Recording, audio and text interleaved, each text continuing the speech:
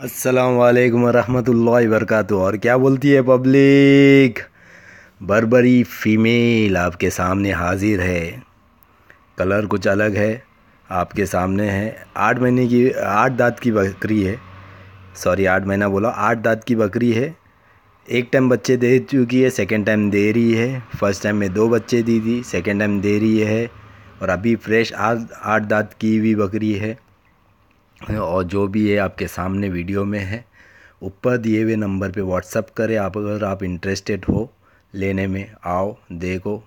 और 3.5 महीना गाभ है, 3.5 महीना बकरी गाभ है।